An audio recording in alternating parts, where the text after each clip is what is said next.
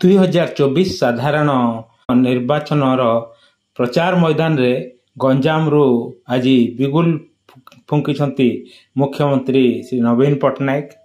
ସେ ଗଞ୍ଜାମ ଜିଲ୍ଲା ଶେରଗଡ଼ରେ ତାଙ୍କର ନିର୍ବାଚନ ପ୍ରଚାର କରିଛନ୍ତି।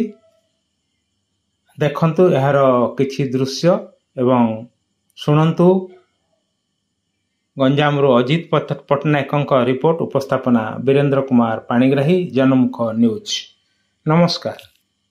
ଏକାଠି କହିବା ଆମ ଚିହ୍ନ ଶଙ୍ଖ ଚିହ୍ନ, ଆମ ଚିହ୍ନ, ଆମ ଚିହ୍ନ, ଆମ ଓଡ଼ିଶା ନବୀନ ଓଡ଼ିଶା, ଆମ ଓଡ଼ିଶା,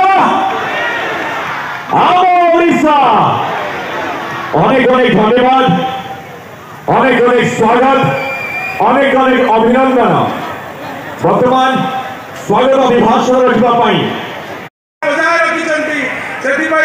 माननीय मुख्यमंत्री को आम समस्ते भल पाइबा जो देइछंती, माननीय मुख्यमंत्री भी आमको जो भल पाइबा देइछंती ता चाहूची तो समस्त लीडर्स मानू एठिरो चेयरमैन, सरपंच, समिति सभ्य, प्रतिनिधि मानू जो माने मते निरंतर भावे सपोर्ट करिछंती, मु धन्यवाद आपे चाहूची। मोर समस्त सेरागोड़ा ब्लॉक रो मां, भौणी, बापा, दादा एवं मो भाई मानू जो माने सबु बळे मते इंस्पायर बजाय रखिछंती।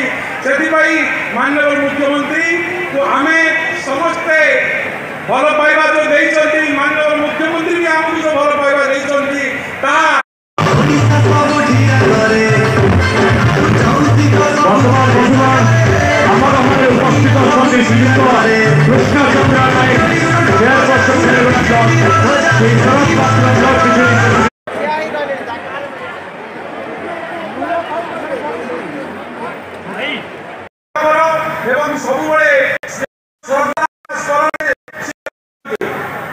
मुख्यमंत्री को आम ए अंचल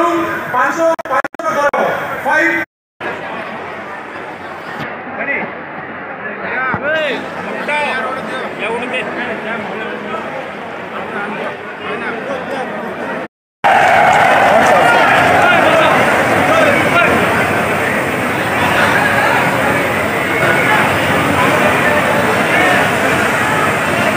जय जगन्नाथ,